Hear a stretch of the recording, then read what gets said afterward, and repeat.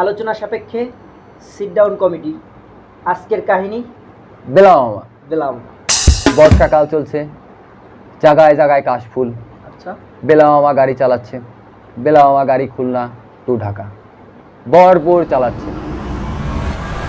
সে তো একজন TikTok celebrity, তার নতুন নতুন লোকেশন লাগে, ভালো ভালো লোকেশনে যায় সে ভিডিও করে। এখন গাড়ি চালাইতে চালাইতে হঠাৎ করে তার চোখে পড়ল হাসারার সেই কাশবন। এখন হাসারার কাশবন দেখে তার মনের ভিতরে ছুঁয়ে গেছে, এইখানে তার ভিডিও করাই লাগবে। যাই হোক, আমাদের এক সুপারভাইজার আলোচনা সাপেক্ষে আচ্ছা, শহীদুল ভাই, তার সাথে সে একটা মিটিংয়ে বসলো। ভাই, সেই একটা প্লেস পাইছি ভাই, বললেন অস্থির জায়গা, ওই জায়গায় যাই এই ভিডিও করা লাগবে। একটা শর্ট আমি ওখানে নেবই। একটা প্ল্যান প্রোগ্রাম করেন, কবে যাবেন, ওই জায়গায় যায় শর্ট নিতে হবে। যাই হোক, শহীদুল ভাই বলে যে আচ্ছা আমি জানাচ্ছি।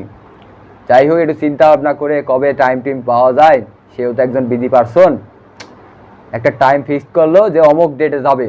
তো বেলামামার এখনো জানায়নি।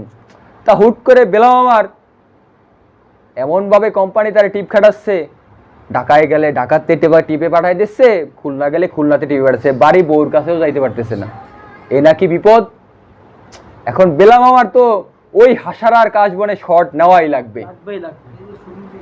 কিভাবে যে নেবে সেটা তো তার মাথায় খেলতেছে না, কিন্তু তার টার্গেট ওই হাসারার কাশবনে সে শর্ট নেবেই দেবে।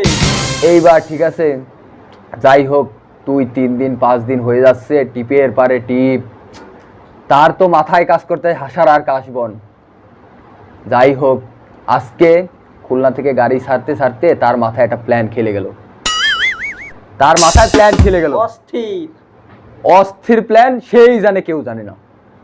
গাড়ি ছেড়ে দিয়ে গাড়ি ছাড়লো খুলনা থেকে, কাটাখালী, ফকিরহাট, গোপালগঞ্জ হয়ে ভাটিয়াপাড়া হয়ে গাড়ির উদ্দেশ্যে রওনা দিল। এরপরে হচ্ছিল সাম্পান। গাড়িগুলো সাম্পান হোটেলে ব্রেক দেয়। ওই দিন বেলামামা সাম্পান হোটেলে ব্রেকই দিল না। কি হলো? ব্রেকই দিল না, গাড়ি সাই সাই করে টেনে চলে আসলো এক্সপ্রেস ওয়েতে। এক্সপ্রেস ওয়ে টানতে টানতে পার হয়ে গেল পদ্মা সেতু। হাসারা ঠিক ঢুকবে ওই টাইমেই হাসারা ঢুকেই গাড়ি সাইড করে দিয়ে বনাটে দাঁড়ায় গেছে। দাঁড়ায় বলতে, সম্মানিত যাত্রীবৃন্দ, এখন আমার হাগা পেয়েছে, আমি এখন একটু হাঁক দিয়ে যাবো।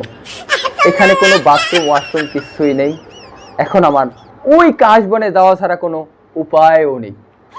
পুরাই মাথা নষ্ট।